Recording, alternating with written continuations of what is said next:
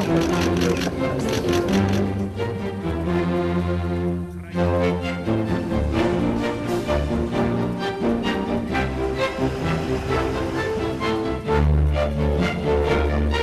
nuclear weapon.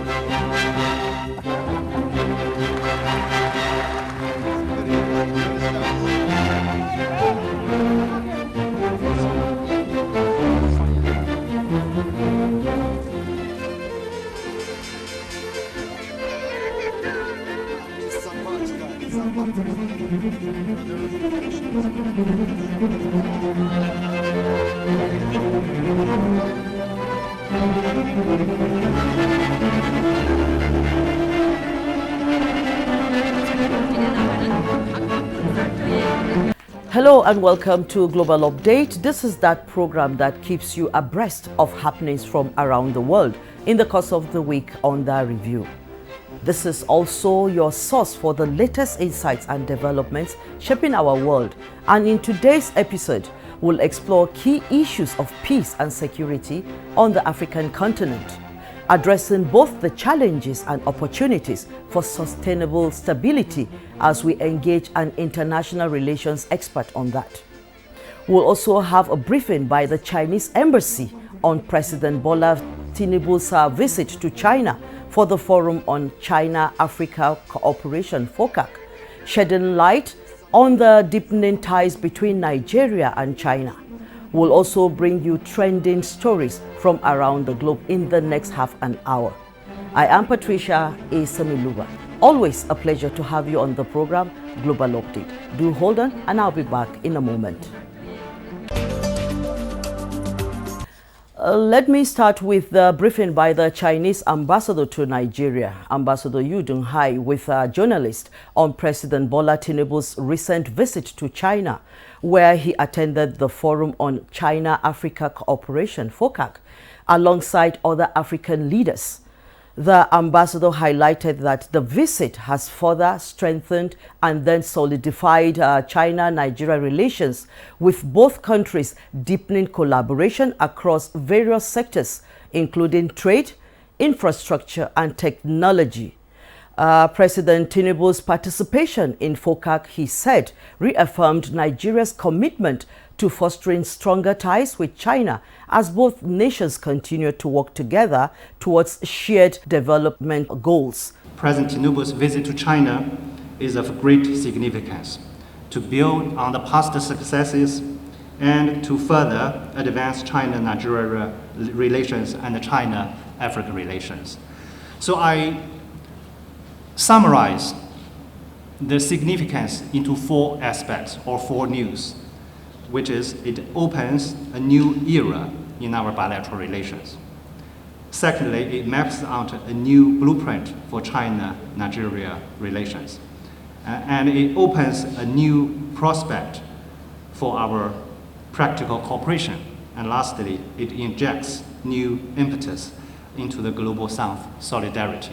The ambassador concluded by emphasizing that this visit has positioned Nigeria and indeed Africa for greater engagement with China on the global stage.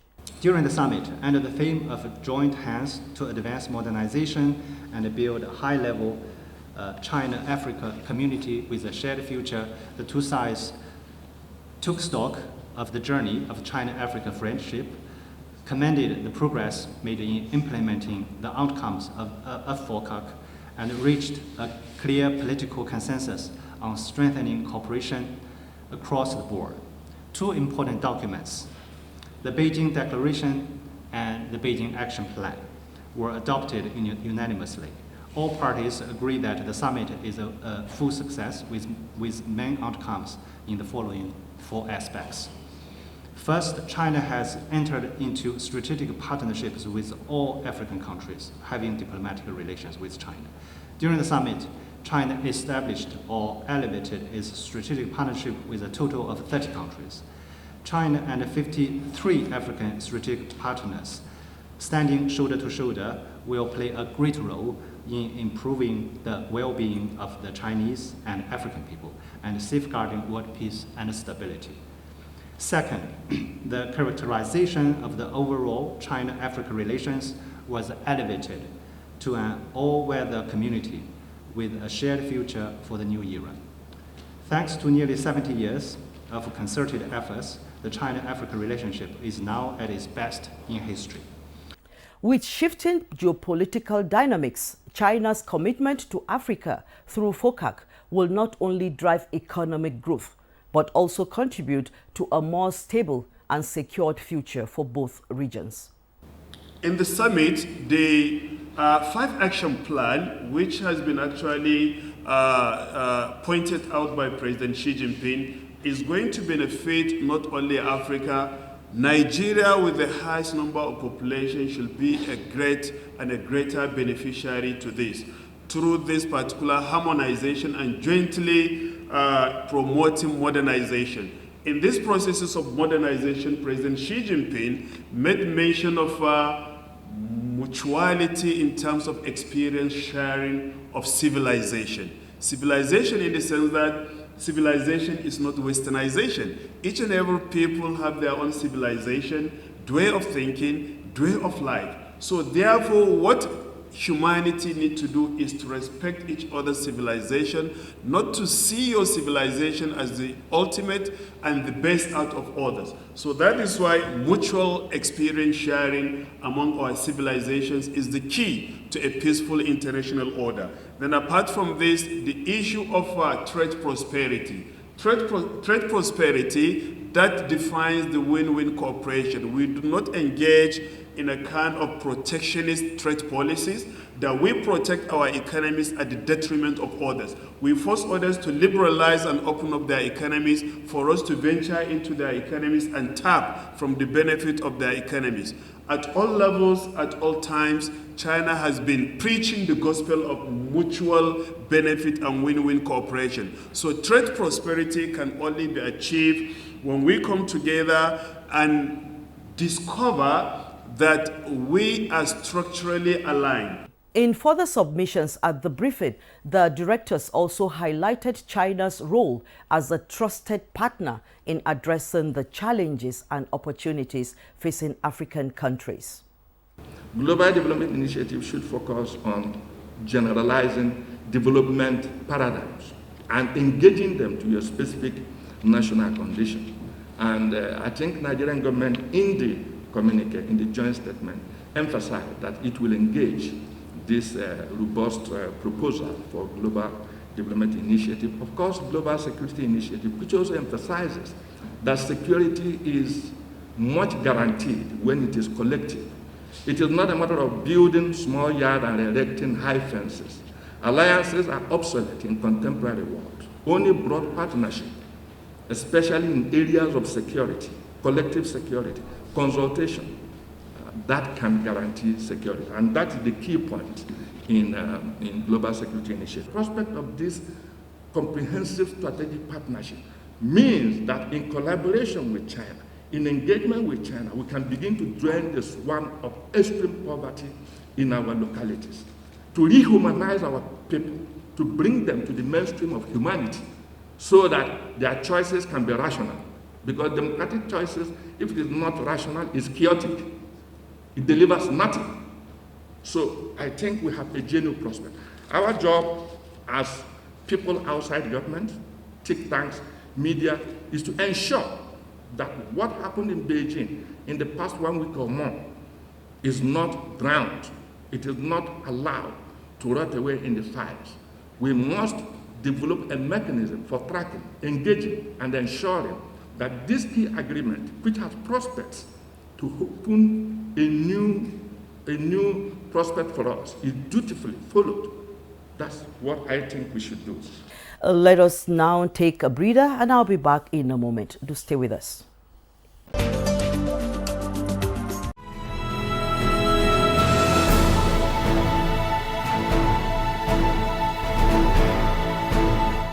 From the creeks of the Niger Delta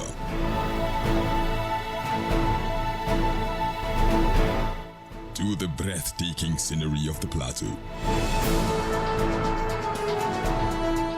in noonday and nighttime, we set out to bring to you captivating stories that evoke your emotions. for fascinating documentaries and reports on day-to-day issues with expert analysis? Tune in to NTA News 24, DSTV Channel 419, GoTV Channel 26, StarTimes Channel 101 and 433, and Free TV Channel 703.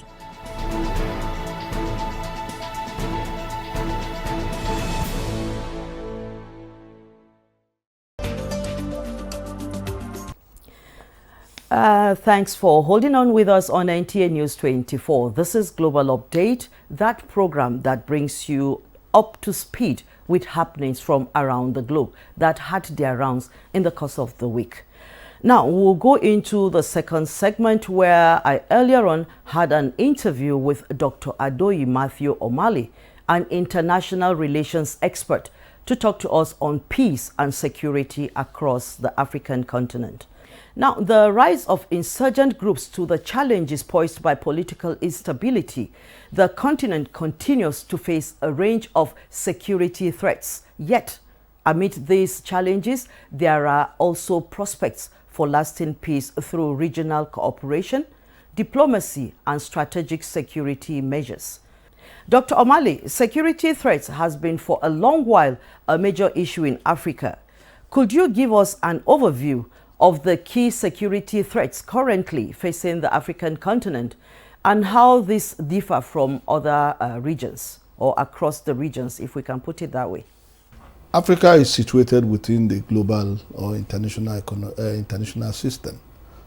So what happens in one area also affects the other. For example, the war in Ukraine has an impact on virtually every part of the world. Having said that, Africa is facing a lot of security challenges, ranging from issues of terrorism, which is very endemic, to civil conflicts in many parts of Africa. Specifically, we are seeing the crisis in Sudan, in the Sahel, and several other places within the continent. And when you want to look at the environmental security, Africa is also bearing the brunt of the climate change across the world, which issues of desertification, issues of rising level of the ocean and so on. All these have a very rippling effect on the security of Africa. So by and large, Africa has been facing these challenges over the years, and we need to build a synergy to see how we can come out of these various security challenges. Now, talking about political instability and governance, how do issues of political instability and poor governance contribute to the ongoing insecurity challenges in various African countries? Yes, one of the major challenges that we face in Africa is in terms of governance. Everybody has been talking about the poor leadership quality across the African continent. In the 90s, there were sweeping change or revolution across the continent, where sit-tight leaders like Mobutu Sese Seko, Matthew Kereku, and so on were overthrown. And we were all happy. Coming into the early 20s to this date, we're happy that democracy has taken roots. But it is like the gains are now being reversed because we are now seeing a resurgence of military intervention. We are seeing a resurgence of sit-tight dictatorship. We only recently, Paul Kagame of Rwanda has to amend the constitution. We hear that Togolese President Gnassingbé Eyedema is also looking for tenure extension, and all this development, even in Burundi and several other countries. So we are reversing back, we are relapsing back to the gains that Africa has achieved in terms of democratic practice. Now, the implication of all this is that it's a threat to security because the intermilitary squabbles, the struggle for power, the struggle for the soul of the various countries. Look at in Sudan, between the Rapid Response Force and the other arm of the military. And they have been fighting, and it has led to a lot of destruction. So the major problem that is causing insecurity is the crisis between the various arms of the military in some of these countries. Look at in Niger, in Mali, and in Burkina Faso. Look at the way the democratically elected government were overthrown. And this is a big lesson to the rest of Africa, that good governance is an imperative. We cannot do without good governance, because as long as the democracy do not put food on the table of the ordinary man, as long as democracy does not translate to improvement in the lives of the people, it's certainly a threat to national security, not only in Nigeria, but across the world, across the African continent. Let us look at effectiveness of regional and international cooperation. Doctor, in your view, how effective have African regional bodies like the African Union and ECOWAS been in addressing these security challenges? And what improvement do you think they have done or is needed in this aspect? Without bouncing words, I don't think they've done enough. I don't think the AU, even the succession organization, the OAU, they didn't do what is expected of them. ECOWAS did certain things, but for some time now, ECOWAS has lapsed back again. In the 90s, the intervention in Liberia and Sierra Leone was commended worldwide, the peacekeeping operation. But since then, not much has been achieved at the level of ECOWAS. Even in terms of human security, most of the protocols that have been put in place on free movement, on trade, removal of trade barriers, establishment of the ECO, and so on. Most of these programs have not been able to take off.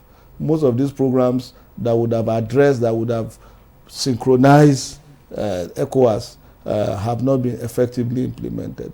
This is also is also applicable to the AU, where programs such as the NEPAD, such programs such as the African peer review mechanisms have not really lived up to expectation. And this is because countries are not willing to give up their sovereignty. They are not willing to give up, to open up their borders to allow for a seamless interaction among African countries. But the way to go is for African countries to put their synergy together so that they can combat most of these challenges. For example, if you want to tackle insecurity in Nigeria in terms of proliferation of arms, or even in terms of drug trafficking, or even in terms of insurgency, you will need to build a synergy with the countries that surround us. For example, the Boko Haram issue, you should be able to have a synergy with Chad and other countries, Benin Republic and other countries within that region, so that insurgency can be nipped up in the country. So there's no gainsaying that we need, as Africans, we need to collaborate more with each other. We need to integrate more in terms of security, share information, share security information, and see how we can make our continent more secured and prosperous. What can you say is or our path to sustainable peace, as in what do you believe are the most critical steps African nations must take to achieve lasting peace and security across the continent? Number one, we have to democratize. We have to democratize as a continent, not pseudo-democracy. We have to imbibe democracy in all its forms. Free, fair election, putting the right caliber of people in leadership, holding them accountable. Not what we are witnessing in many African countries. What we are witnessing in many countries cannot even pass for a democratic system. So we have to follow the rule of law and other aspects of democracy. Secondly, we must take human security very, very serious. We must know that We must tackle issues of unemployment. We must tackle issue of hunger. We must tackle issue of poverty. We must tackle issue of industrialization. Those are the things that will enhance the security of the African continent. These various positions has been pushed at the level of the EU and other organs of African cooperation and partnership. But what beats my imagination is that they don't work. When we talk and talk and talk, when it comes to implementation, they go. So we must do something about the economic situation of Africa to be able to nip in bud the security challenges we are facing. And then, most importantly, we cannot afford most of the crisis that is going on in the continent. We have to do something to checkmate the various conflicts that are bound in the continent, because it is only peace that can guarantee prosperity and economic development. And a country or a continent that is ravaged by avoidable conflicts and avoidable infighting can never prosper or develop. So we have to find a way of living in harmony with each other, of collaborating with each other, rather than warring. And and if there are issues, we should be able to sit down and discuss. But they have to be give and take. We must solve the issue of conflict in the continent, wherever it is. The African Union and other agencies should take a proactive action to ensure that justice, equity, rule of law prevails. And once that is done, I see no reason why the continent cannot be most peaceful and orderly, so that we can attain the type of development we want as Africans. Thank you, Dr. Omale. We appreciate you for taking time to speak to us on peace and security across Africa. And now to Saudi Arabia, where we have reports that the Prime Minister, Prince Mohammed bin Salman, received China's Premier Li Qiang at the royal court in Riyadh. This was as both countries hold fourth high-level Saudi-Chinese joint committee meeting in Riyadh, Saudi Arabia. We have Tope Alabi on this for Global Update. The Saudi and Chinese national anthems were played as a mark of honor at an official reception held at the royal court in Riyadh. Saudi Arabia Crown Prince and Prime Minister Mohammed bin Salman bin Abdulaziz Al Saud and China's Premier Li Qiang held talks and chaired the fourth meeting of the high-level Saudi-Chinese Joint Committee, where they discussed cooperation and coordination focusing on political and security aspects, trade opportunities, energy, investment, culture and technology. They also addressed regional and international developments as well as the efforts of both countries in this regard. The Crown Prince and the Chinese Premier signed the minutes of the fourth meeting, while the Crown Prince also held an official luncheon in honor of the visiting Chinese Premier. Saudi delegation at the meeting include Minister of National Guard, Prince Abdullah bin Bandar bin Abdulaziz, Minister of Foreign Affairs, Prince Faisal bin Farhan bin Abdullah, Minister of Culture, Prince Badr bin Abdullah bin Farhan, Minister of State, Cabinet Member and National Security Advisor, Dr. Musa'id bin Muhammad Al-Aiban, Minister of Commerce, Dr. Majid bin Abdullah Al-Kasabi, Minister of Tourism, Ahmed Al-Khatib, Minister of Investment, Khalid Al-Falih, Minister of Finance, Muhammad bin Abdullah Al-Jadan, Minister of Media, Salman bin Yusuf Al-Dosari, Governor of the Public Investment Fund, Yasser Al-Rumayyan, and Saudi Ambassador to China, Abdurrahman bin Ahmed Al-Harbi.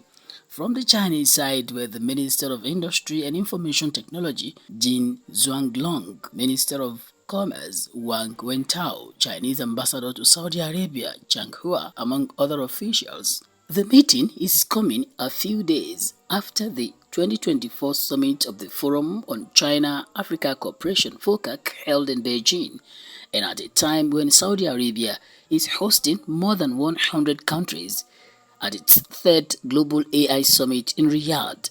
In another development, the third edition of the Global AI Summit GAIN organized by the Saudi Data and Artificial Intelligence Authority, has engaged AI stakeholders in conversation bordering on how to bridge gaps, improve the quality of life, and create a future in which technology and humanity are in harmony. Tope Alabi once again takes us through this as he reports that the summit is featuring 450 speakers and participants from 100 countries, including Nigeria, alongside prominent figures in the field of AI, policy makers, and thought leaders.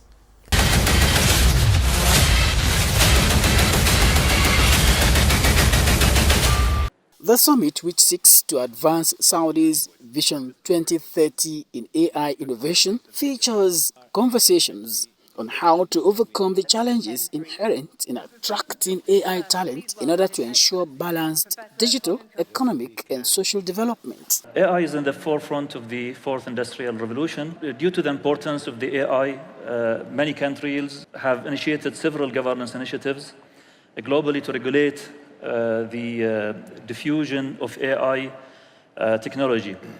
There are many examples being very relaxed, like the US, for example, as sector-specific and voluntary, having a voluntary ethical guidances. In the EU, it's more of the comprehensive risk-based model, mandating strict ethical compliance. In Singapore, for example, the voluntary principle-based, again, model with most of them, of course, focusing on different values like, the transparency and efficiency. One ChatGPT query uses 10 times as much electricity and energy that typically a Google search uses. While generating an AI image can use as much power as charging your smartphone. These electricity demands are already staining the aging power grids of developed countries.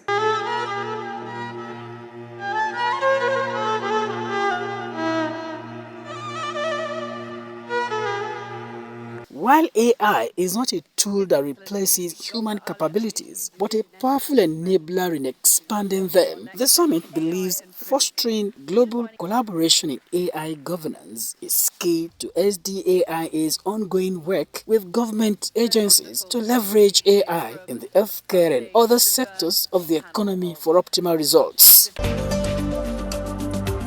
And that brings us to the end of this episode of Global Update. I hope you found the package enlightening and informative. Let's do this again, same time, same station on NTA News 24. I am Patricia Asamiluba, wishing you a wonderful day ahead. Stay informed, stay connected, as I hope to see you next week.